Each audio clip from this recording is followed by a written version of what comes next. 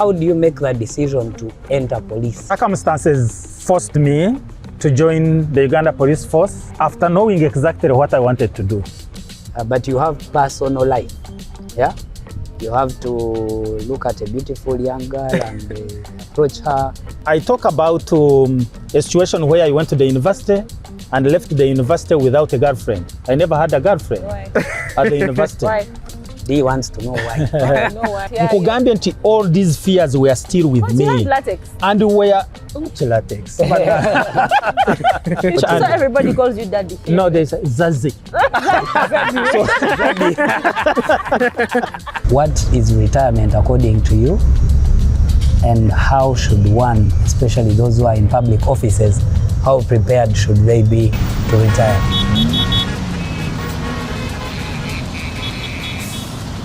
You are welcome to another episode of Kampala Chats, and yeah, hopefully it's going to be as interesting. I hope you watched the previous one on our YouTube channel, Nova Conversations. Today, of course, with the usual suspects, D Sunday and Lawyer. Much love.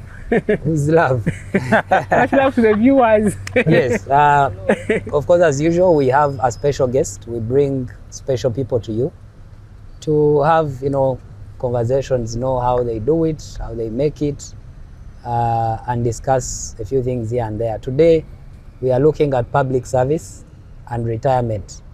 We have a former police officer, retired AIGP, Asan Kasingye, who served Uganda Police Force for so many years and is now, I don't know whether to say enjoying or not. He will tell us. You are welcome on the Kampala Chats. Thank you so much, Nova. Thank you so much, Sunday. Thank you so much, Noel. I'm so glad to be here. Sure. I'm so glad. Yes. I can see the excitement. Yeah, I'm excited. I'm excited. Our guest today is very happy. You may just reintroduce yourself. I'm very, very much excited because this is quite different from the usual, media rooms that such an interview or podcast setup. And yeah, you can see young minds. Yeah, always looking out for something, so peculiar, and I found it here. So there is a reason for me to be happy. Sure. You may maybe reintroduce yourself, maybe add what I missed. You're my son, you know everything. You know everything. Yes, he's right. I served the police for 33 years. I joined the police in 1989. Wow. Straight from Makerere University, a young man. I think I was 24, and yes, I was 24 when I finished the university, and the journey has been that until 2022 when I formally retired at 58 years of age. And how many years of service? 33 years. Wow. 33 years of service, and right now I am the managing director of Tayari Security. A company that was born immediately after my retirement. It was there, it had been registered, but now when I retired, I operationalized it, and I'm so happy that it has taken strides that I never thought about. So, and then also I am into sports management, like I've always been. I've spent so many years in sports. But right now, I am the spokesperson of the Sports Club Villa, the biggest club we have in the country. Yeah, and you have a Sports Club Villa fan on set. So. Ah, very good. But also, you also know I support Arsenal football. Sorry about that. But I know that. yes, the big boys now that yes, the big boys. Yes, but I'm also in school management.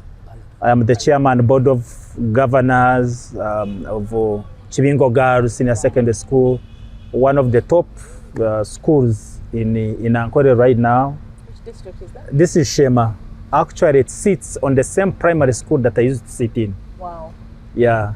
But I also do farming in Kashari. I have a small farm, and I'm happy that it is something that I'm bringing up. So Small farming Small farming, you can say small farming to somebody else, it may not be small farming. Okay. Because I aspire to have a big farm, you know, so many cows and selling them. But even Sudil, when he's introducing himself, he says some small companies. I have a small hotel in Munyonyo. Yeah. Yeah, but I'm also a Rotarian. I decided to keep on, you know, serving the underprivileged people in society. And I've just handed over office as president of the Rotary Club of Entebbe. And yeah, here I am. I like, you know, associating with people, especially young people. Like Nova. Inside I'm young, outside I'm old. Young people like and yeah, that's why people find me on X and I welcome everyone who wishes me to be with them. He said that even outside you're young. No, the housing is not young. It's not like Yeah, we are powered by Paleton Spaces. Please reach out to them for your audio-visual production. They are the best. They do our production at Kampala Chats, and they are really good. So, Afande, first things first. Before Lawyer and Dee interrupt me, how do you make that decision to enter police? That what came to your mind? Were you forced? Was it the? How do you reach a decision of saying, now let me go for training and join the force? Circumstances forced me to join the Uganda Police Force after knowing exactly what I wanted to do. And this one I sent it straight to young people. Do not at any time jump into something because it has just happened. You must have your mind and everything in it. Okay? So it is something that you think about, probably you're waiting for opportunities. When I was supposed to join Makere in 1985. But the war came and stopped us from coming. From Katonga, it was cut off, we were cut off. So we come in 1986 after the NRM government had come into power. So we go to Makerere, we do what was called the crash program. So we studied 1 year in 2 years. It's just one physical year, but 2 years in terms of academic years. So we are there full time. Now, because the NRM, they are people, you can call them patriotic people, you know, ideologically, you know, people who were going out and spreading the gospel of NRM. They started coming to Makerere University. Definitely that was the right thing for them to be looking around. So we had people like John Kazora, who was the government representative for Kampala, people like Otafire, people like that time he was a captain, General Kare Kaihura now, Kategaya, Ruzindana. So they used to come to the university to talk to us about the Uganda that we had, the Uganda that we have, and the Uganda that we espouse to be. So we formed ourselves into like an NRM study group. Okay, everybody was in NRM. There wasn't anything. So guys, you don't bring in your politics here because it was NRM. How about the people in power then that they were trying to fight? The people that had been there. You didn't have like students who still believed. Yeah, but still belonged with the other people. Even if they were there, we had students who were in the UPC. Oh. DP. Yes, and DP and all that. But everybody was happy. Everybody was happy that the government that was in power. I'm sure everyone was happy. I think a bigger part. Okay. And of course now you're talking about young people, D. Yeah. You see, I'm telling you, young people are people who can fit in a situation and try to forge the way you move. So these are young people who have not very much been involved in any government because we're in secondary school. Now we are at university. We are beginning to prepare our minds that once you live here, you are going to work. Therefore, we want to know much about our country. So that's why when they came, then they talked to us and they said this. There are so many things that you can do in government. But for this government to be able to project where we are going, we need educated young people in forces. You get it? Because it is people in forces who destabilize the country. Right? Yeah. But now we need, because they were not educated, they were not ideologically, astute. So we need young people. And what did they mean? We have very many vacancies in UPDF, in Uganda Police, in Uganda Prison Service, and intelligence services. See, this is 1986 to 1987, 1988, okay? When some of us left. Now, by the time we left university, even if there were public service interviews, we clearly had known that you are going to UPDF, you are going to Uganda Prison Service, I am going to Uganda Police Force, he's going in ESO, he's going in ISO, and they were prepared. We are prepared, and after that, we even went to Chankwanzi, we are prepared again. And for me, I did interviews to enter Uganda Police. And so I did the interviews at Makerere University. By the time we left Chankwanzi, our names were pinned that we were going to police. So I never looked for a job anywhere. My mind was properly prepared.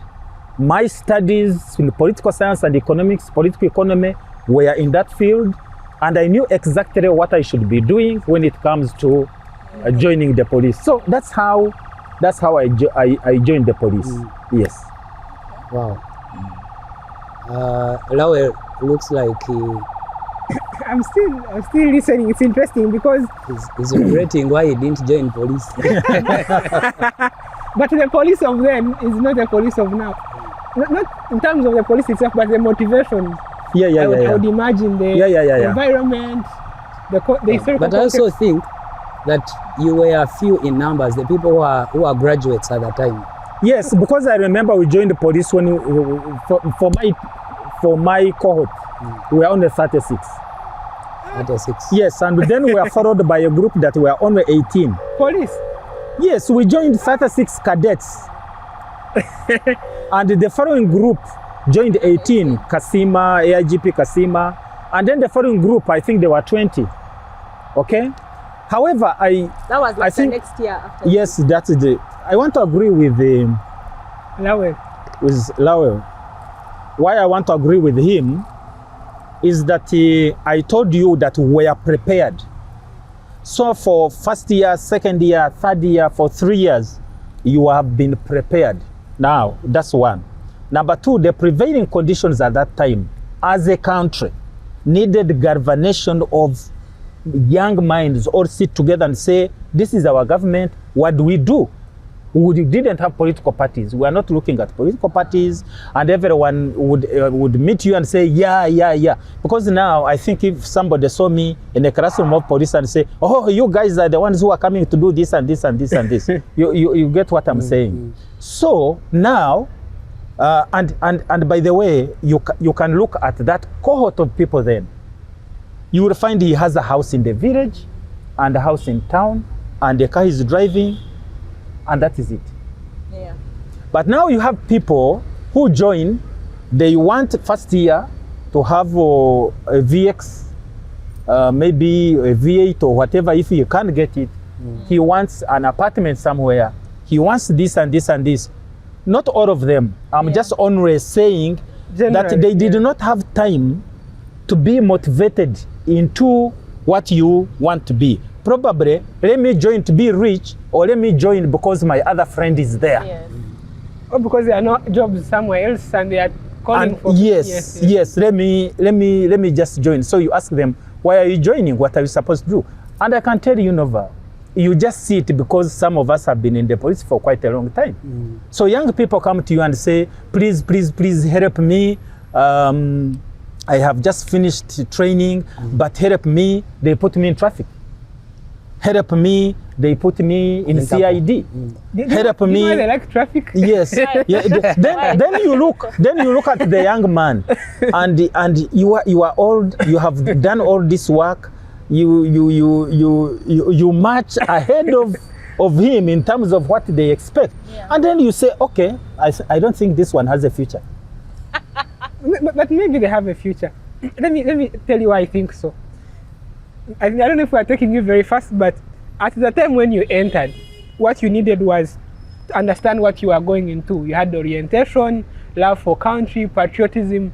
We perhaps are going to talk about what happens along the way.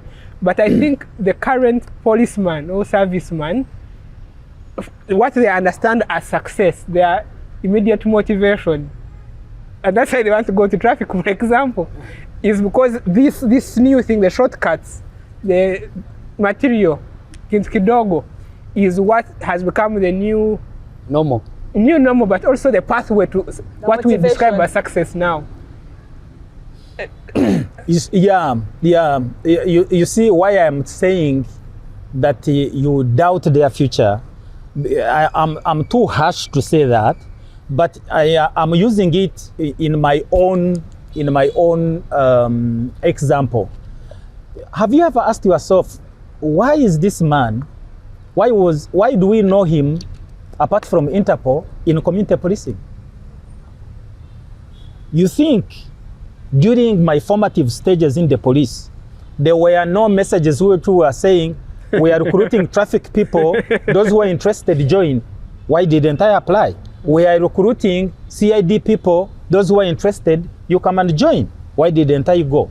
At another age, with our ideological orientation, we knew that we needed to go out to the public, talk to the public, because now we're talking about the NRM government is doing what they are supposed to do.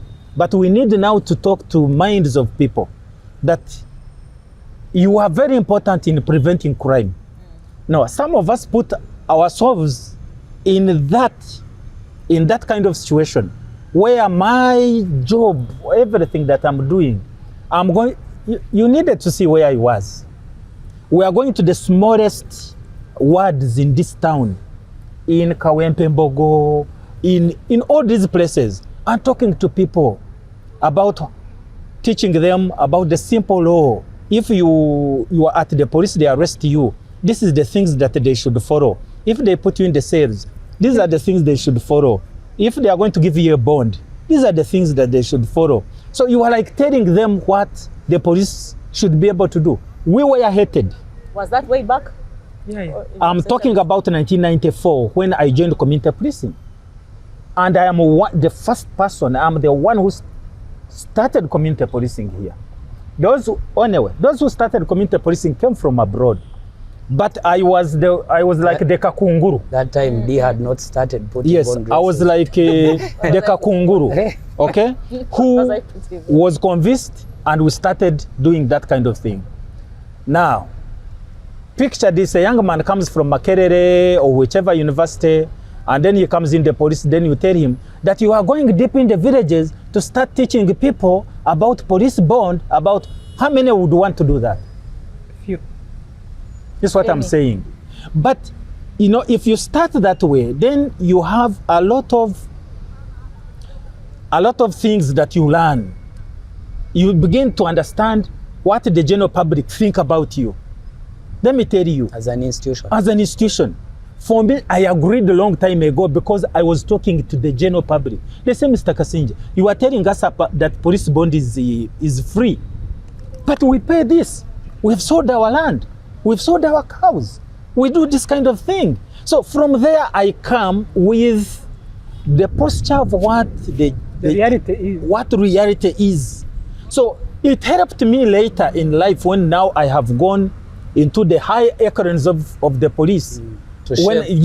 When I was in media, public relations officer, when I was a chief political commissar of the police, you know, going into all these media houses and talking to people, and my orientation is quite different.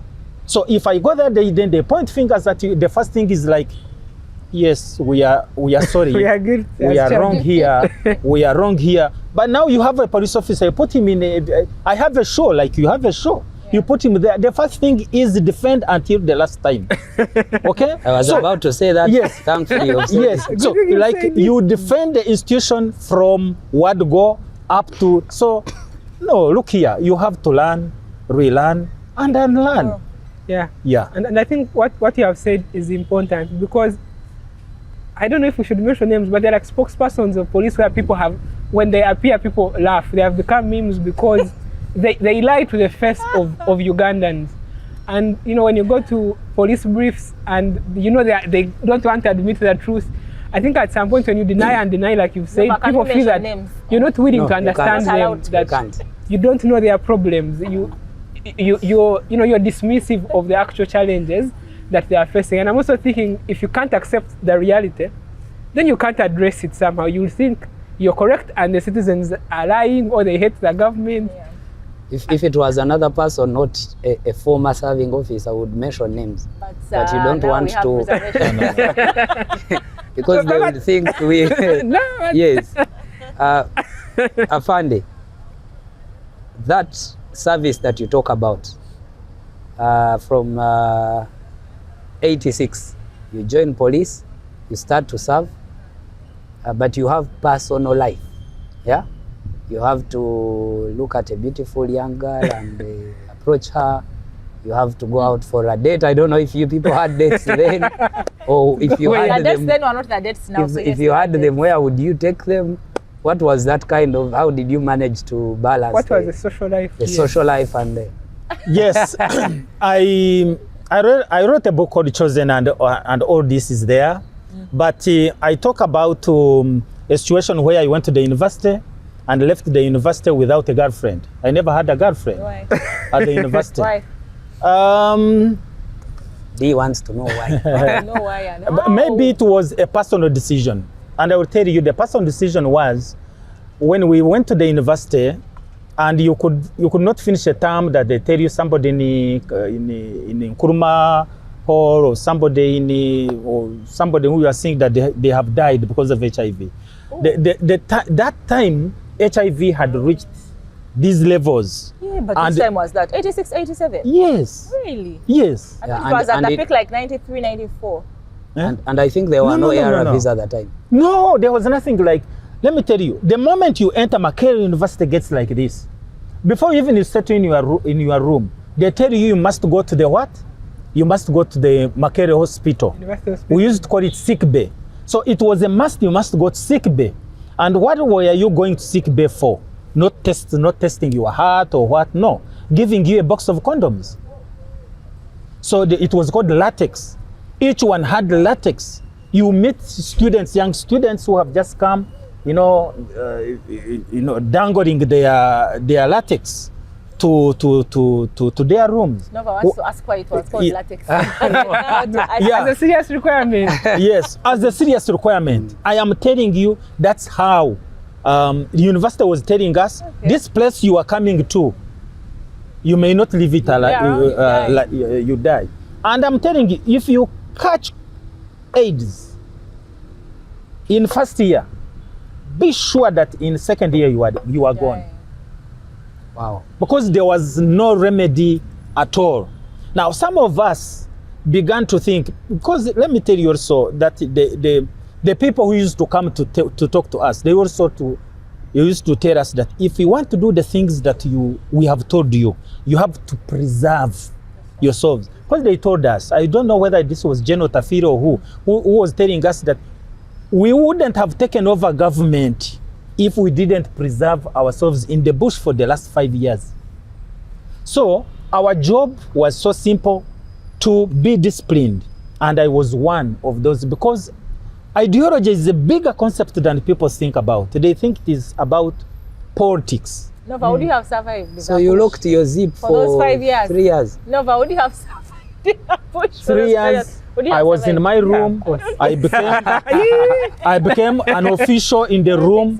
Okay, I now got involved in the NRM politics. I was an information minister.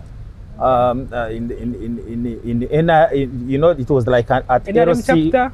Yeah. Who were your colleagues who are now in government that you? At that time. Yeah. For the benefit of the viewers, not me.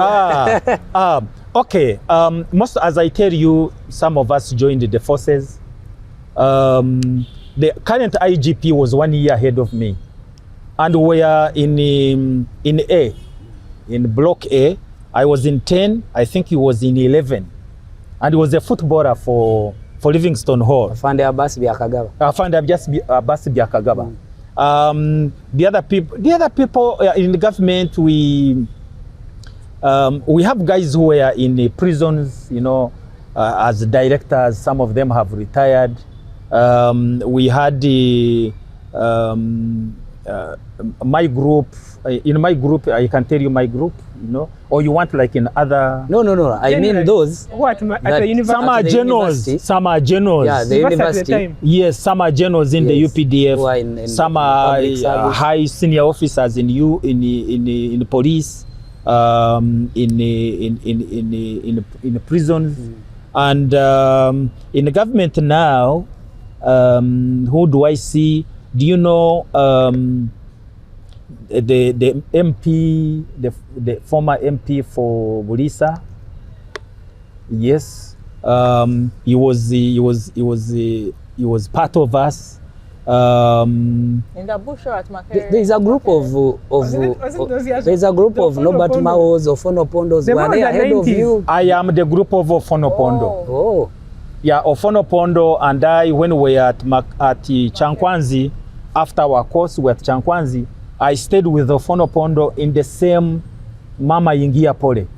Him and I built it from the trees we get from What's the that? poles and What does that whatever. mean? Sorry. Mama Ingia Mama Pole. Ingia Pole is what? When When the Chankwanzi of today, the National Leadership Institute that we have today, NARI, Oh. was never where people go and sleep. You hear they fight. I want to stay alone in the room. They carry fridges. Jesus Christ, fridges. Oh, really? For us, it was just a bush. I didn't know about the part of fight. It was a bush. You know? So what you do, you go. They put you from your lorries. The first thing is that you go to the forest. You cut poles. You come and It's a put part up. of tents. You put up like a tent, kind of tent. with trees And Mama Ingia Pole it is an expression that, Madam, when you enter, mind your head. So you go. You dive carefully. Yeah, like the Karamajong Claro and that kind of thing. So he's the one, Ofonopondo. So he was your roommate in. He was my Mama roommate Ingia Pole. for 3 months. For I 3 love that months. name. For 3 months we stayed in Chankwanzi. Wow. Okay. Yes. Yeah, so that's the group. Interesting. Yes, That's the group of Chari Rubega, of governor, who was my entertainment minister at Hey, the at guy has been in Livingstone. entertainment since then. He was our entertainment minister. He started his way. discotheque from Makere University. Wow. Yes. D, what did you do at university? I'll talk after he has spoken. We lived. Yeah, Afande, there is something that I always want to ask on most of these podcasts. The challenging bits, especially of that My time. classmate, political science, was a minister in ICT and national guidance. It's called Kabyanga. Hey, Yes. my friend. Yes, Honorable Kabyanga is my classmate. Wow. From senior 1 I mean But from how do you know all these from people? first First year year. up to third Eh? year. How do you know all these people? How do I know? I was with the Honorable Kabyanga recently. He was helping us there on the stripe. Can't trust D, I am not your usual Can't person. trust him. No, I'm not, don't call me a spy. He must be a- Yeah, so spy of this sorts. question that I've always wanted to ask Afande. Kuraije, I was 1 year ahead of him in Livingstone Hall. Ah, Yes, Brigadier General Yes. Kuraije. This He was our chairman. We elected him as our chairman as So you well. guys don't age. All the people he's talking about, they don't. They're all like, Yeah. Do you talk now? Is he okay? He's disappeared? Disappeared where? We don't see him. from He's public. How can a general disappear and then how can a general disappear? but we don't see him. You know, he was a spokesperson. Fred, you want Yes. to see Isn't he still the spokesperson? It is maybe his choice now that he doesn't want to be. Yeah. But he's He's okay. walking. yeah. Okay. Mm.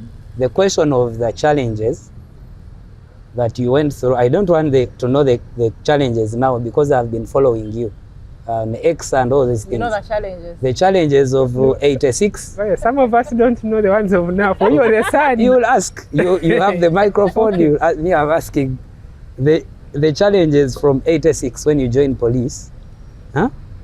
86, 89. I joined police 89. 89. Okay, the challenges from 89 to about like 2011 in there. What were some of the those most difficult challenges that you remember? As a police officer? Yes. Okay, as for me, I think the difficult challenges were because the NRM government, the formative stages of the, let me call it formative stages. Others may not agree with me. But you see, NRM was building. I remember in 1986, the police force was like 14,000 and they were reduced something like 3,000, which means that there was a general sweep and then we were brought in. Now the first challenge was that the people who were in were looking at us. They had a different perception about us. No, these young people have come from Chankwanzi, they are cadres, they are this and this and this. And then we are young people who want also to learn from these guys. Seniors. So you just go to an office and you find somebody who is at the same rank with you. You are ASP, he's ASP. You are an officer in charge of the station. This man is in charge of something. And there is a distance. You already see a distance. Yes. And we get the good houses in whatever, because you are OC stations, you are DPC. And so these guys are like, who are these? And those who did not have discipline, they made mistakes. And people doubt this thing called ideology. Because with ideology, it means even if you go low down there, you still believe that you can up. You still believe you can push this building and put it down. So people made mistakes and went. People were charged of different things, and some from of both them. groups or the guys that you found? From both groups. Our groups of young people who joined the police, and just because the kind of mentorship that you need people who inspire you in whatever you do as a young person. I hope you understand it now that you guys are young people. You need people who inspire you in what you're doing. You need mentorship, somebody to mentor. But the decisions are yours. Somebody can mentor you without knowing he's mentoring you. You look at somebody, you say, this is the guy I want to mentor. Now you begin to see what he does, what he says. You pick the good things that he's saying. Of course, there are things that is not good, and you become a good person. That is the number one challenge. Number two challenge, I think there were, because this kind of orientation, this kind of UPDF were being, doing things alone, police doing things alone, prisons doing things alone, and then something happens like they don't understand you, they don't understand what you are doing, they don't see you like in the picture, in the scheme of things about what you do. So you find even forces themselves, they don't like each other. They don't want to sit with you. They don't, the kind of things that you get it. And by the way, we have actually seen scenarios where, for example, UPDF and police meet somewhere and clash. Yeah. Now at that time, it was the order of the day. But so when later on in life, like 2011, as you were talking about, we begin to work together. We begin to have operations, joint operations, joint planning, joint this. And then you see people saying, police is militarized. Why should the police come in? Lo. And then you say, do people know where we come from? Maybe you need to explain that more. Beyond saying we had joint operations, what is it that we don't know? Because I think also the reaction is for people who don't. Let me give you a small scenario. And I'm going to use live examples. Let me not say live people because I may be talking about somebody who's not there. So I was OC station in Entebbe. And so we are doing night patrols. And these night patrols were UPDF, that time called NRA, and Uganda Police. And we had different, we had about 12 groups. We demarcated that area into 12 groups. So at night, we would send these people, and then they go into the operation. Now the police have been briefed alone. And the army have been briefed alone. So they go to work in the same area. And you meet them all moving in one line. But they have different briefings. General Onda was at that time a captain. And he was IO of what was called Presidential Brigade. I think it was called PG. Presidential PGB. That brigade. It was not a brigade at that time. It was called Presidential, I will remember. So in the morning, okay, there was one time after like about 1 month, he had our police officers arrested and detained in no, we don't say state house, but in their area, In their vicinity. Yes. And I remember asking these police officers, what did they do? Because somebody has slept. You go and sit somewhere and somebody is sleeping. So they send their communication. Of course, because you are not working together, they have their own channel of communication. You also have your channel of communication. These radios are not in the same system. They are not in the same Network, system. yes. They are on different frequencies. Everybody is acting differently. So they come and pick them, take them, and lock them up. So I was the head of the operations and the head of the station. So I also told I'm sorry I'm saying this for the first time. So one of the sergeants that also, if a soldier also misbehaves, You arrested them. arrest and bring here. So I think they brought like 3 soldiers. So in the morning, General Aronda, now he was a captain. He comes to my office. I said, OC, you have arrested my soldiers? I said, yeah, Captain, I'm sorry. We have 3 of your people. No. Release them. We shall go and discipline them ourselves. And I said, but you also release my policemen. So I remember one time we exchanged. Yeah. Like you exchanging. But the time came when I think after the 2000 and when you had parties, you know, when you had mad 2005. parties, 2005. 5. Yeah. Okay, and and then we started acting together. Planning is together. You have the same operational orders. You know who is in charge of this and this and this and this. What was the relationship between multipartism and No. Now, what I mean now. I mean, what was the What I mean now is that we needed, for example, because of we had not had these elections in terms of multi-parties. And at that time, then they developed some like demonstrations, don't go to town, we are going to town, and this and that. And then you cannot afford to have the police alone go to certain situations, and then you have others who are out.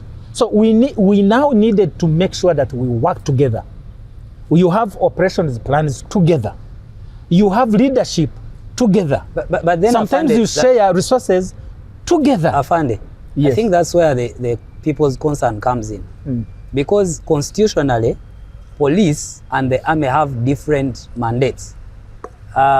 Police is for the internal security of the country, and the army is to protect the territorial boundaries of the country. School police was to keep law and So order. sometimes we've seen the Law army and order. actually And do the properly. job of police. And that's where and people order. now get, whereas you do joint operations, but we would expect that for an internal operation, you would expect police to be heading that operation and maybe have the army. That's what it is, by the way. We always see... No. First of all, your understanding of the role of the police and the army is halfway. Is not what you see. When you go and open the Constitution, when you go and open the Constitution, when you go and open the Constitution, I will refer you to Article 212 of the Constitution. It lists the role of the police is to protect people, life and property, you know, prevent crime, detect, and then the last one, I think it is D, to work hand in hand with other security organs in order, yes, and the public generally, in order to prevent crime. That's the last one. When you go to the one of the army, it also says to work hand in hand with other security organs, okay, and the population of Uganda. Now, these were not put there just for. They were put there in anticipation that should there be a situation where one force cannot be able to handle that alone, then they can call upon any other force to join them, but under the leadership and command of the Inspector General of the police. So whenever the army would come, we don't go to Mbuya or Bombo. They come and we sit together at police headquarters. The Inspector General of Police takes control and say, what do we want to achieve? So you make the same operational order, listing how and what your colleagues from the army are going to be.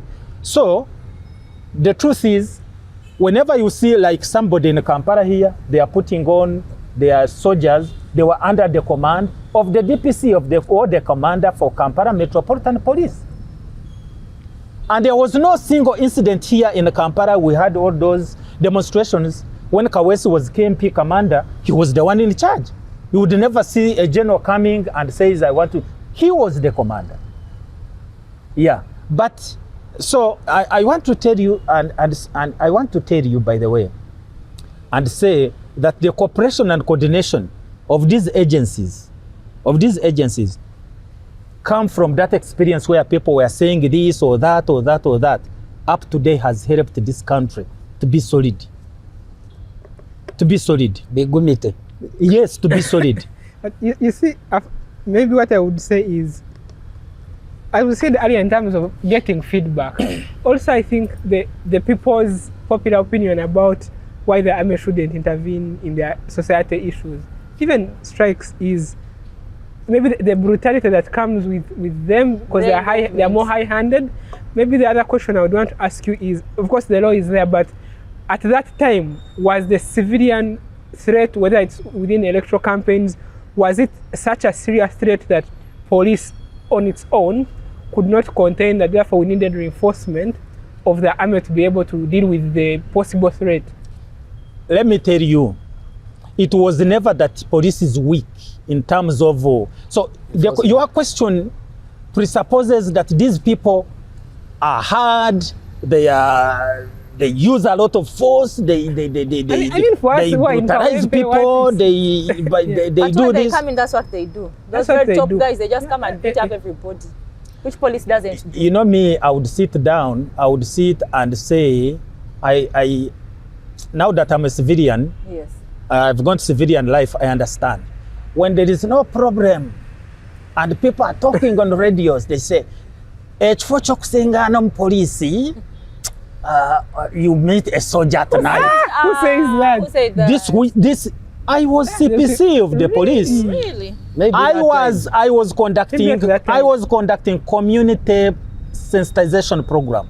And then the people, you go to Chisenyi, then they say, Afande, for us we would want even to meet soldiers, we don't want to meet. After you left, no, that's because Afande, because the army was not so much engaged with civilians. Police was empowered at the time to do the operations and everything, and of course it was police that was directly in touch with the people, and that's why they thought that the army was some kind of a haven to go to. now that the army has come to reach to the No, people. but I don't remember ever hearing that notion of that. No, I of course, you're the army thing. practitioner. No, I but remember that notion personally. maybe at the time, but Thank you. Because police was doing their job. Thank you. Really? Yes, and the Thank army you. were the army. You would rarely see an army officer. but when the on army streets. came, So when they came, they Anyway, for me, I would want, because if we go on political, we shall never agree on this program. Yeah. We can talk until when the cows come home. yes. But I just want to give you an example. And when we had COVID and the enforcement of COVID, it was the same posture. Yeah. Yes, we had some few soldiers beat up Yes. women who were carrying oranges, mangoes, somewhere in old Kampala. We sorted out that problem. The CDF was General David Mohozi. And I remember he was always part of the team. And we went and apologized. You could say, call these ladies. They went and he apologized. And he like restitution, pay for their mangoes, which split here and there. And then we said, you people, this is not how we are going to treat civilians. And I can tell you, the police worked hand in hand with the army, with the prisons, and with all these people. And Uganda, we survived COVID because of, the partnership, the partnership, okay? And at that time, people didn't say, why are you working with the army? Everyone was happy. But now an election comes and say, why are you working with the army? Guys, the truth is, and maybe you can allow me to say now, the police is an institution that needs investment in it. The police you want, you must invest in it. In terms of? In terms of personnel, in terms of training, in terms of recruitment, in terms of equipment, in terms of operations, in terms of welfare, in housing, in all that. Members of Parliament, you've taken, and I thank you so much. Police have done this, police have done this, police have done this, police have done this. But you go to Zambia, you see what is in Zambia. There is no parliament that has started, whether 7, 8, 9, 10, that have the Committee on Defense and Internal Affairs have not gone to Zambia and any other barracks to get their grip on the problems of the police. Let the budget be made. It is less than 50% of what they have asked for. So in terms of training, they are going to take 4 years. They have not trained anybody. The police have never gone beyond 50,000. Uganda has 46, 47, almost 50 million. You still have the police that is less than 50,000. With the equipment that they have, you have a big district with one vehicle. You understand what I'm saying? And you still want the police to work alone and be able to deliver, to be on the highways, on the streets, in the schools, where you want them to be there. And when they say, look, the kind of environment in terms of crime we are in, you have now added on for us to police. Let me ask you a question. How many policing stations do you have in the country? Polling, no, not police station. How many polling, you can Google very quickly. How many polling stations that we have in Uganda? Right now? Yeah. Just Google it because it is going to help us. Right now, I think it's about 35,000. No. If I'm not mistaken. No. Polling center, polling stations. Where they vote from? Yeah, where they vote from. The polling, how many? Still getting. You're using Leica or what? 50,000. I don't know if it's accurate. About 50 something. Yeah, 50,700. 50,700. Yeah. Okay. How many police officers do we have in the country? Around the same number. 40,000? 45? Same number. So let's say 50,000. Let me say 50,000. Now, I want you to understand this because people talk with you. Have now a chief political commissar, a former chief political commissar. I want you to deploy every person in the police uniform, including IGP, to man a police station, a polling station. Because the a polling station administrators. Now, first hold on. Yes. First hold on. A polling station is supposed to have like 3-4 police officers on that polling to see when the ballot are brought, to guard the perimeter, to guide the people who are being like 4. Now you have 550,000 times 4, you have 200,000. Now tell me, if you do not work with others who are patrolling the streets, patrolling the roads, you are going to go to the army. Please give us this kind of number for patrols at night, during the day, because you know at night there's no one campaigning. Yeah. Who is going to ensure that there's no one who is campaigning? It's the police. But these are the people who are the polling centers. They cannot work during the day, and the same people work at night to ensure that you patrol. They also have to work with the ECA logistics delivery. There are so many things. There are logistics. They must go on the streets. They must be on motorcycles. They must be on foot patrols. But again, crime is being conducted. The CID must remain in their offices. The crime intelligence must also do their work. The police station is operating as well. Yes, the police. And then, in the midst of that, they call you to NTV, NBS, you know, Masengej or whatever, CPC. Why are you having the army to work hand in hand with you? Who is to blame for that small number of police? That's what I'm saying, that if we do not want to have that situation, plan for the police. Let's empower them. But you need to put, you need, they say what? You need to put your mouth where it, You touch where you reach. Yes, I get no, I'm trying to say that you need to own up with what you are saying. Yes, you walk the talk. We cannot relegate these people. When there is peace, nobody talks about the police. Very serious issues about payment, about salary, about accommodation, about whatever. And then you wait for another 5 years. There's going to be a critical assessment of the police. Can they do this? Do they have the capacity? And then the police, where are they going to go? They will go to the UPDF, the same UPDF, and say, please, you come and join us. So, Parliament, what is the money for training the police? Why don't you look at 5 years that is coming? So that when you have them there, then you can say, we gave you the money, we gave you this, we gave you this. Why are you bringing the army? That would be a solid discussion. Let's condense the conversation a bit. It's hitting a bit. D. That's right. D, I want you to lead this small segment. Afande told us he did not date at campus.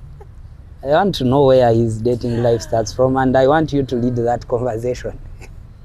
Afande, where did your dating life start from? You said you left university without dating. My date is this. I will not say much. My date is this. I wake up in the morning, because when I went to Entebbe, the fear of AIDS again. So the girls were there, the women were there, there were those working at the airport, and they would go to the airport because the airport was still under me. We didn't have airport security alone, so it was Entebbe police station. We have, and there were, in Entebbe, there were 2 hostels for girls who have finished universities and they are beginning to work in government. At that time, Entebbe had these ministries, headquarters, Ministry of Works, Ministry of Health, Ministry of Public Service. Yes, Ministry of Public Service. And then you have the meteorology department in Entebbe, you have lands and surveys being in Entebbe.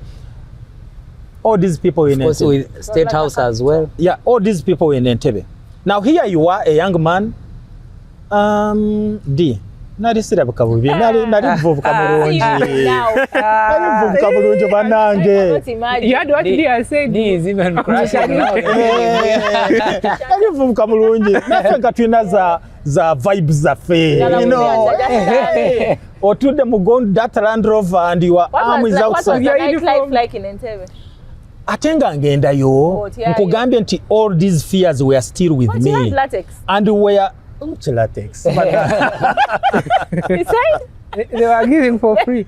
you were giving for free. I don't even go to bars, I'm telling you. I don't go to bars. So Restricted or that's not really yeah, so time comes and my parents were not okay. And then I have a big following behind me. And we are all, I think we are all like 12, 13, something like that. You know, our mothers used to have so many children. Yeah. And then I said, I am 25, because I was 25. I'm 25. I need to get a woman to marry. So I never had anyone coming in that is a weekend wife. There was no weekend wife. I never became a weekend husband.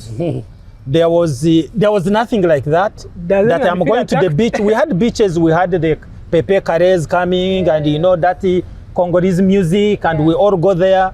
But I used to see young people on the beach in Entebbe, that beach they call. But Afande, You are judging them, saying you you are, people want to die. a young officer.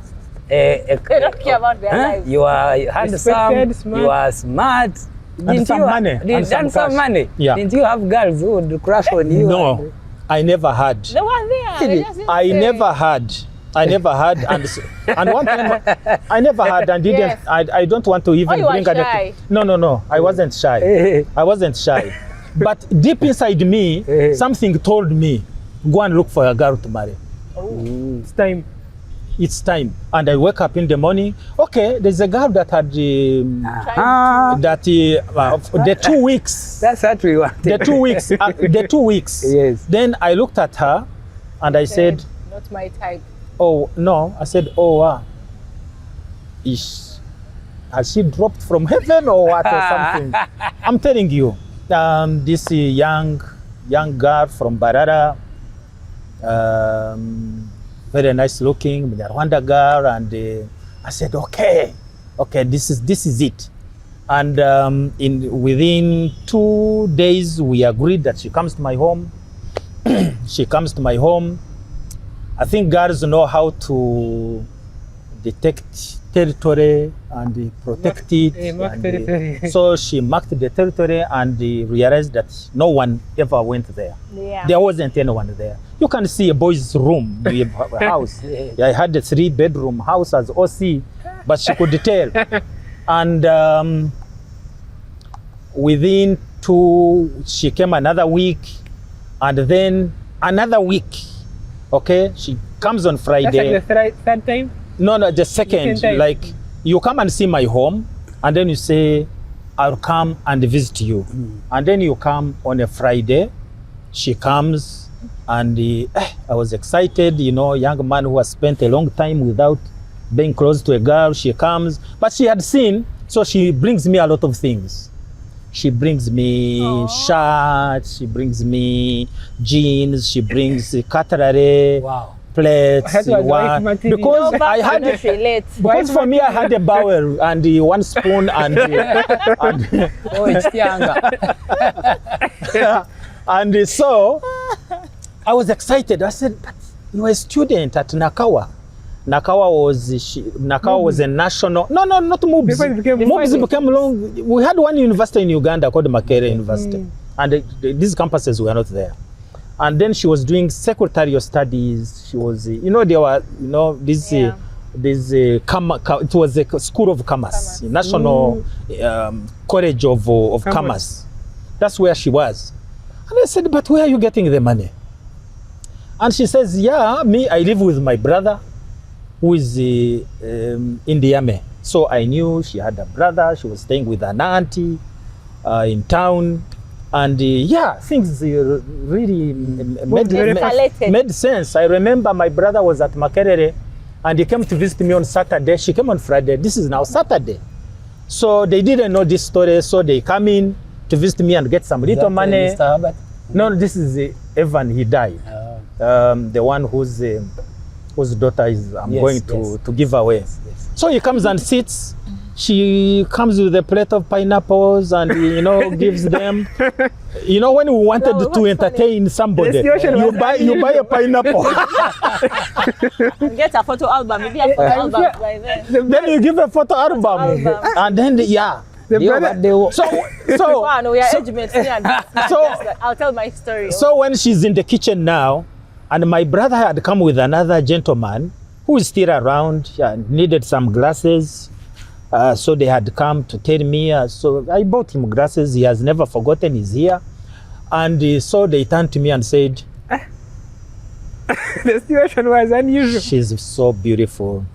Do not, Miss around. No, but are you thinking what I'm thinking? do not meander. no, your I'm thoughts thinking are. alone. I know your thoughts. Yes. And then the second week she comes. Now when she comes, we had become like friends. Now you begin to think want to what want to next? know another. And we didn't have these phones. Probably with the phones it is easier. You can go in the phone and do Communicate this. with But I wanted more information. You had Ericsson. There was no phone. No, There how was- old are we you? only had. I had a phone in my house. I'm older than you. These desk phones. Oh, God. Yes, with wires and Yeah. all that. That's what I had in my house and in my office. So as she's cooking, I go into her bag. I get her bag. I just pulled it. I was in my bed. I see her bag. Put it down. Open it. And I've never touched a woman's bag, including that's my what you wife. did. I didn't know these things, you know. So the cuts of Exactly. of living and respecting a woman Yeah. and Privacy, what what, I'm young, I'm 25 Naive. years of age. What do you expect of me? So I get it. I get an envelope and remove and I read. It was a love letter. So this gentleman, she was calling a brother who is in a very senior officer in the army, and he's saying, hey, my dear, where are you? I've given you some money and this and this. And no, it was the girl who was writing, Who was to, writing him. to him. Yeah, my dear, I need some money. So I knew that the things she brought the other week. Were from, Were from- Yeah. So No, but see, I was so- thinking, right? so I think even these days it happens. You get somebody Yeah. Those days older they used to check letters, with some not money. phone. You get the money. D, Yeah. you should be answering this. Yes, one? you Yeah. get some money, and then you take to to this The young boyfriend. person who does not have the money. Is it happening? No, not in 2026. Aye. Oh, some people, yes. Aye. It But happens. Me, I know it happens. Yeah. it happens for those girls who, you Now know. we have someone who Me, I know it happens, Mama. No, but it happens, actually. Yeah. Okay, so I read, and after Young that, girls, not girls my age. this was a Saturday. This was a Friday. So at night, she brings the food, and You are, what do they call it? I'm changed, Silent treatment. and I'm changed. different person. You are not swinging. I'm a different person. Altogether. Hey, what's happening? What, you know? So we go to sleep, lights off, and hey, what's going on? And I'm like, I'm planning to go tomorrow to the village. To explode. I'm going to look for a woman to marry. That's what you said to her. Yeah, That was a cold heart. we are like But soldiers. the love. We are, you know. Mitima My Jaka. own- Small my- letter and you are mad. You can't finish 3 years at Makerere, no girlfriend. You are just there and you tell me that you know the etiquette of. But apparently those were small things. No, they are not small. So, she said, are you serious? I don't She laughed agree with and the said, fact you that don't have a somebody- girlfriend? What are you talking about? I said, check me. In the morning I wake up, I put on, and she also changes the story and say, I also want to go to home. So I want to go to Kakuba. So we travel together up to Mbarara, come out of the taxi, and then she met a friend and they went their own way, and I go home. On a Sunday, I get a bicycle at home, pick a mocha. Went and looked for a Yeah, then I asked my brothers, I want to get a girl to marry. And they laughed and said, you don't have a girlfriend? What are you talking about? You left girls in Kampala? I said, no, tell me. And they say, okay, there is a girl, she has finished senior 6 of such and such a place What and is it, whatever. but- I said, is she beautiful? Yeah, she's beautiful. Tugende turumbe.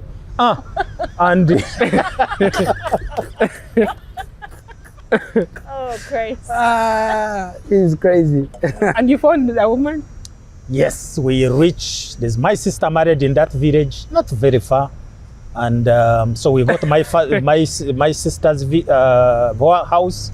I sent my brother, the one I've told you. You go and check. Now you are like a soldier. You are giving orders. Yes. Go wreck, come and brief me and yes. that. Then for me, the commander to go, everything must be okay. You just walk in. Yeah. So he goes and comes back and gives me a briefing. She's there and her mother. The rest have gone to church. So There's no threat. so we ride our bicycles a very short distance. We reach there. She was sick. She had some malaria. But then I went. We were already in sitting room, and we met the mother moving away. So that's when I knew never joke with a mother and a daughter, because how convenient that the mother was moving away. Yeah. So we sit, and there was a young girl, one of her sisters, who said, "Is so and so in?" "Yeah, she's there." Called her for me. Then she comes and sits down. I look at her like this. Said, "Okay." She's there for you to, like, she's there. And I said, "Can you give me a good piece Lord. of paper and a pen?"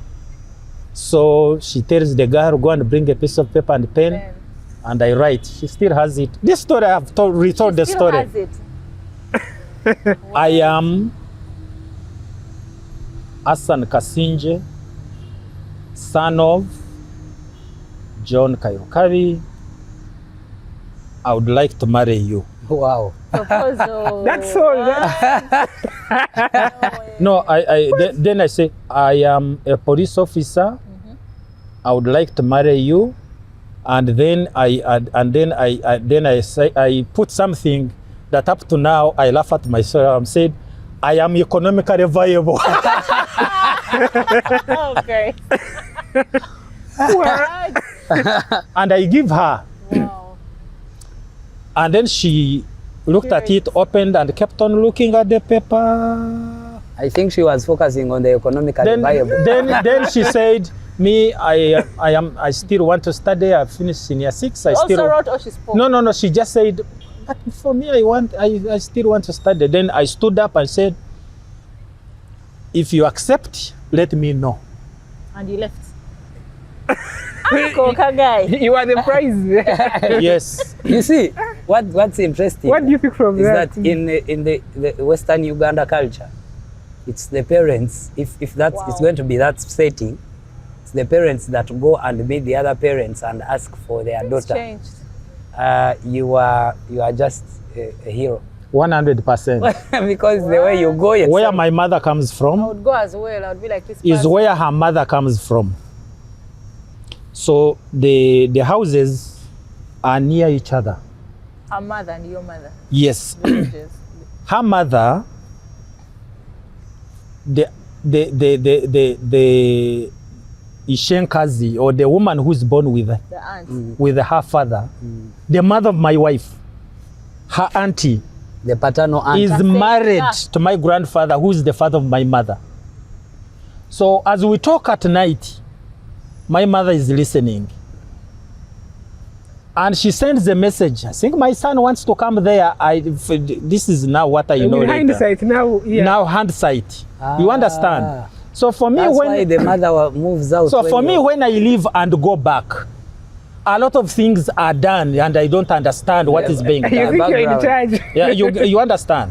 That's why on the day we went to church to exchange rings, that was our fourth time we are meeting. The first time when I proposed, the second time when I go there and we went for HIV test in Entebbe, the third time on a Mihinjiro on Friday, and the fourth time on the following day, on Saturday, I think I we will went switch and tell. Nova. in a taxi. Oh. Yes, I went and Oh, you went and picked her. and picked her. We For came in a testing. taxi from Kabohe to Entebbe, and we didn't have anything to discuss. In 2026, getting a girl from In the taxi, you didn't even have a rapport. What were you going to talk about? No, we didn't talk about anything. And we are seated together. If I'm going to marry you, are you in? I would look outside and see, okay. The trees going Then she also backwards. does like this. And then when you reached in Entebbe, you were the landlord of the When we area. reach Entebbe, I called the driver, my driver of the police vehicle, take us to Uganda Virus Institute, where they were doing that time. There were two places in Uganda, Uganda Virus Research Institute and Mulago Hospital. Where I would test from. Yes, so we went and tested. Now, as we are coming back in the vehicle, reaching Entebbe town, you know, you come from the Uganda Virus Research, Entebbe town, where there's UEB, and that's where there's a stage. And I say, let's go to my home, you'll go tomorrow. And she's saying, I didn't inform my father, I didn't inform anyone that I'm coming here, so please put me here, and I go back. So she comes out of the vehicle, she goes in a taxi, I give her money, and she returns. Wow. You used to give transport when back in the Hey, These transport boys nowadays money. can't give any transport. Transport money started Like, late. But you see, Transport Nova, after you arrived Nova, I think there. there is a conversation that needs to be had about That's interesting. You know, about, we about have- marriage and we have- dating. we have Did you 5 love minutes her? to go. Did you love her back then, or the love developed? By the time I ask a piece of paper and pen, I have already known that you are the one. You already How did fallen. you know? Now, By impression. Just looking at her. by the way, I tell you, It's you, your Why? generation by the that way, I tell complicates you, things. you look at someone and your mind is like, But then these days, let us try. Yeah, because this is they say. So you keep on going every Friday, then Monday, then ginger. No, but just look at them, my marriage material. But to tell you the truth, then you begin to see ainakusente and whatever. Then you So check these that other phone. things are supposed to sweeten your first impression. But also, But first impression, if you follow the first impression, I'm telling you, it is very important. Do you guys have a pen and a paper? I so want the to fact that write she a got note out for of bed sick and came to meet you. I want to So write. you- I want to write a And note. also, I feel like this family No, but needs not prayer. going to use this Dee, forum. I want to write a note for you. They should get me a pen and a paper. There's no paper. So I found that if you are Pen in the giving room. advice to your son or to, for example, Nova, you would say trust your first instinct. No. Nova has had a million first But instincts the- and The generations have now changed. That I think this Shakespeare, I don't know who said this, is that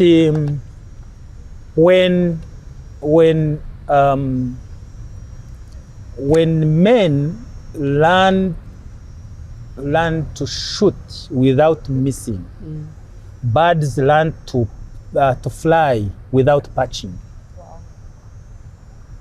So these days, it's like there's a lot of information about relationships and how you form relationships and all that. Okay? So even those issues of the first impression and whatever, people are told that there is a gentleman called Nova, he's seated there, and we are taking you so that he can see you. Me, I just went without any prior. No, But no, these days they come to you when you have already known that somebody is going to come to you. So they will show you what you want. Oh, yeah. So even churches, people go to church, this and this and this. As you are there, then somebody says, that one. Yet, And there is also saying, that one. Katonda. Now the two of you begin to meet as if you didn't have a background of the person you are meeting. Katonda akunda ze. Yes, but they have already told you this is the son of so and so, their family is this and this and this. Yeah. We did not have that. But for me, instincts like you meet someone there, tamanyi That is who they are. They he don't doesn't know pretend whatever it is, and then you write and say, and But then when you had see. another boyfriend on the village whose heart she broke. I do not Has know. never told you. I do not. Me, I broke a heart 2 weeks. Prior, before the coming 2 to her. weeks. Okay, and One of the letter. yes, where is? How could she have you seen? When did have you seen her No, again? but you Ah, did- we You've never met. We have now taken time without meeting, but when we met, then she looked at me and said, Did she end up with that Mwami brother person? Kasingye, Mwami but you didn't get to Kasingye. know the reason. Did she get to know the reason you broke? She got to know. Even that night, I said, cease fire. We are ceasing fire because I have found this. Oh no, you know, this and this and this. No way. As we come to the end of the show, in just a few minutes, retirement. 2 questions.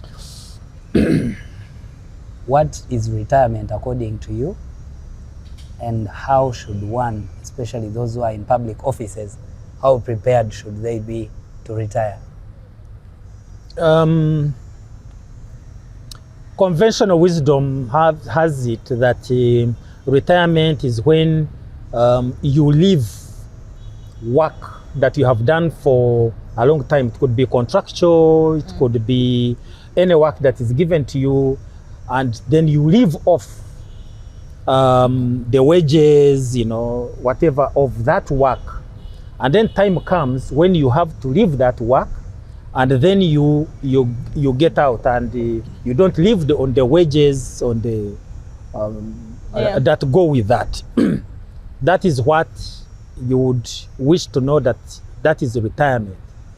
And but retirement, yes, it is correct, but retirement these days is to know that I have begun work, and you have a retirement. You begin now to know that the first day I sign on the dotted lines, acceptance Later. And you sign and you hand it in. Means there should be a time when I means should that sign what it has an entry has an exit. has an exit. Yeah. And it means that within the probation period, if you are a civil servant, is 2 years. That after 2 years, somebody may say you did not meet the expectations, so you go. After 5 years, after 5 years in civil service, there is you see, like they give you 2 years probation, but after 5 years, like in the police, you are supposed to be engaged, re-engagement, where you write and this and this and this. After 15 years, you know, they have started now working on your pension. Yeah. Pension means you have entered, they give you a letter saying you have entered into the pensionable ranks of government. When they write that letter, what do you think? And then you continue as if you are not going to retire. Yeah. Okay? You look at promotions, you look at this, you look at this. Then you become 45. And the law says that once you are 45, okay? In police.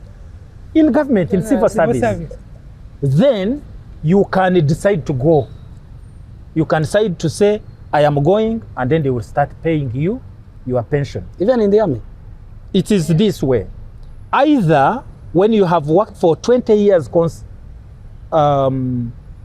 consecutive without any break, 20 years, or when you clock 45 years of age, whichever comes earlier, then it means that really you are free to go if you want, and nobody is going to hold you. And then they say that 60 years when they clock, you should leave public service. And you leave. And then you find somebody writing and saying, give me 1 more year, I don't have a house in the village, my children, my son is about to finish university, mumpe yom omwaka, netereze, ngende. What have you been doing the last 20 years? So your question is very important. The day you put your signature, begin to plan for retirement. Retirement is real. Retirement, there is statistics which say that about 9% of people who retire in a year, they got to be with the Lord. Ooh. Why? You wake up like me. You wake up in the morning. The driver has come. The escorts are waiting, and then you finish your breakfast. They come and lift your bag, your laptop, everything. They open your car, you sit, they salute, they drive you. Maybe sometimes you are like this. Then they say, Afande, we have reached. Then you come out of there, they carry your things to the office. You do your work. In the evening, you sit. Yeah. When they reach on the way, they know what you are supposed to buy and take home. So they have the card or something. They go in the supermarket, buy milk, bread, what. You were there, you were seated. You reach home, and then they say, Afande, can we go? Now there's no problem. Now you can go. That is the life. Now you retire. You realize you have to buy the newspaper. You have to buy the bread.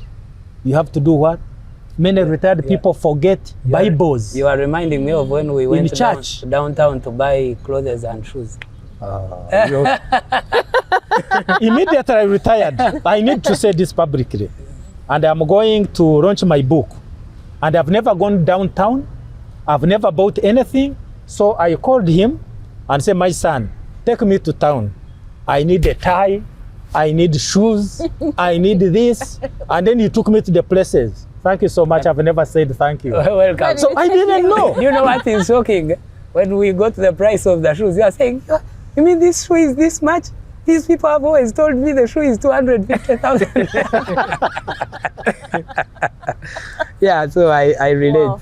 So I just want to tell anyone who is still in the government and is working, do not deceive yourself that you are there forever. You are not there forever. And anytime you can go by virtue of anything. You can leave because your office you have is scrapped off. Can you imagine people who are working maybe when they merged ministries, departments, Yes. and agencies? Yeah. For example, UCDA. Some people lost jobs, even in UNRWA, in what? Yeah. Some people lost jobs. So you can lose a job because government has restructured. You can lose a job because they have brought another person. Oh, there's new technology. Or there's new technology, all that. So you start planning early so that when the day returns, then you are grounded. The soft landing. Yeah, there is a government official that I know who didn't expect not to be serving in this term as number 3, but she's nowhere now. Who's that? I don't ask me. Okay. This is a conversation. I don't think she But- planned for it. But- But as I think we're about to end, my Yeah. question to you is, how are you? In the sense of what's your current state? What place are you in? Having retired, you're into maybe entrepreneurship, agriculture. How would you say you are? How do you feel about yourself? Yeah. One thing that you must do is to free yourself from anything that you think you have lost the job because of this and this and this. He has been with me. He knows where I started from. Now he can see me. This journey, there's no one who knows it better than him, maybe my wife. And I can tell you that the most important thing,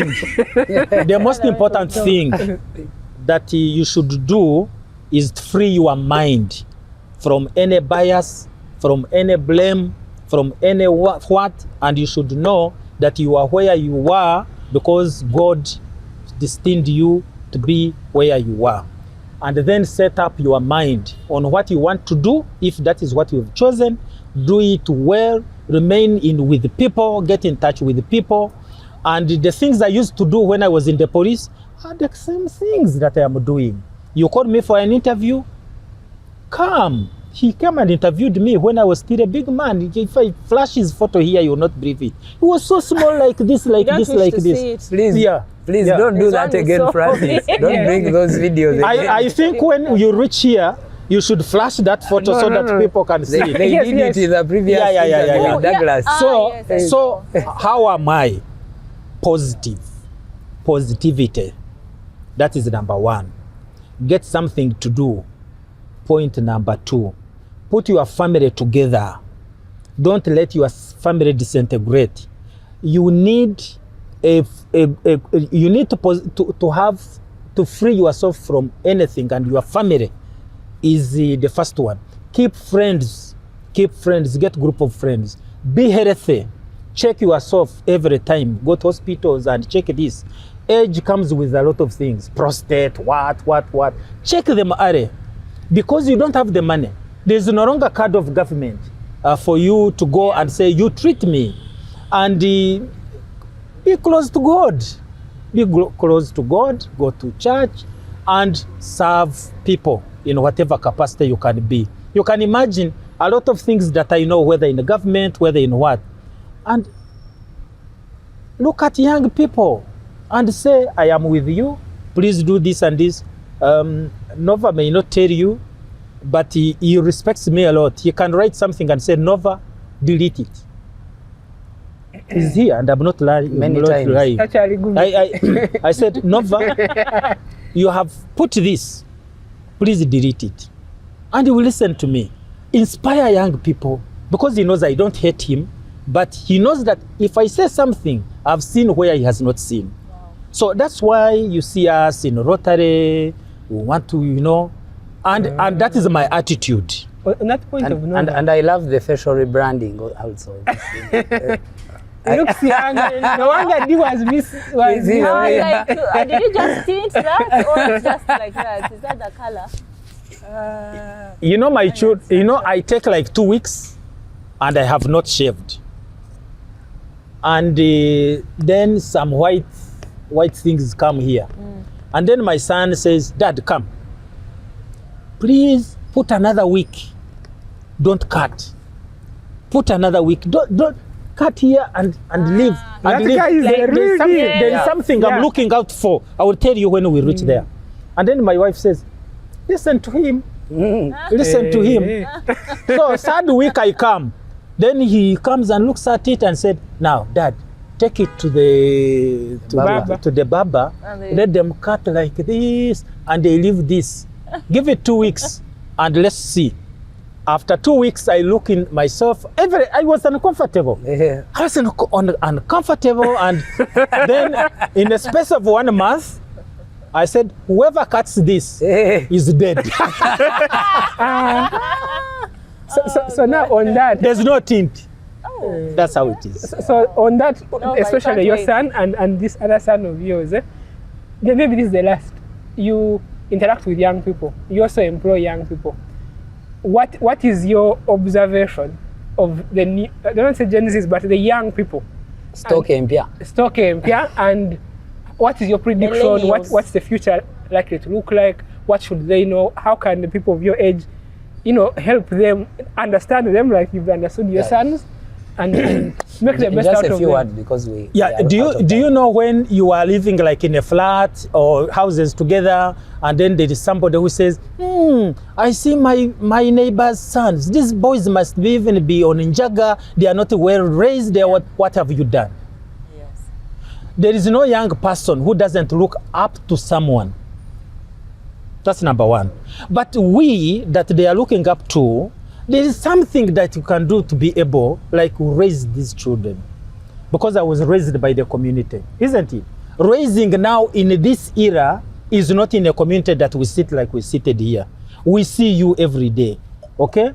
And now, for me, when I'm setting up my content, or whatever you want to call it, I say, young people, this and this and this and this. And they listen. They can abuse you.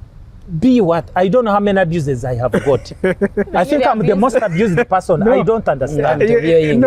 Yes. You are one of the young people. I'm not the most abused. No. There are people- Okay. So Please don't mention names. no. So I see them. But for you, Like the most loved person on earth. why you want these young people to behave in a certain way. And when I was in the force, I know this time is short, they say, why are you on Twitter? I think they even reported me somewhere and said, this man is always on Twitter. But now I see those who are choosing me to be on Twitter, they are on Twitter. Yeah. They are on X. Then I called them and said, but I remember you used to say that I'm always, why are you on X? For us, we had seen it a long time ago. And that's why when it comes to young people, we must realize that the country we want, this country called Uganda, that we want, must start with the Gen Z you are talking about. And then we can play a certain role, but the decision is yours. And I want to thank you, and I like this.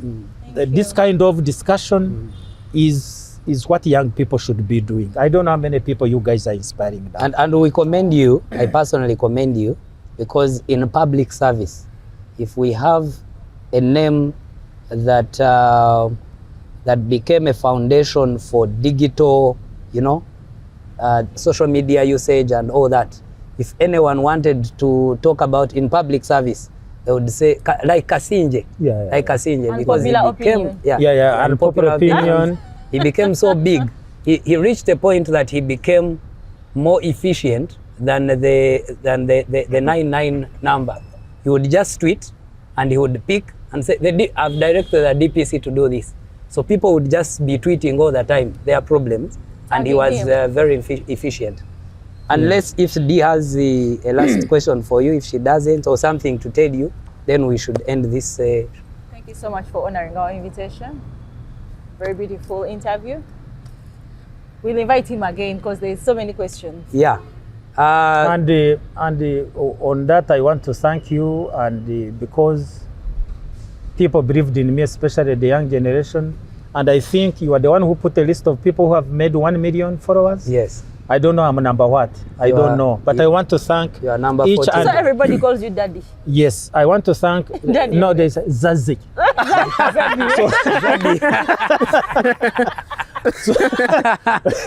good Lord. So I just want to take opportunity to thank every follower of mine on X.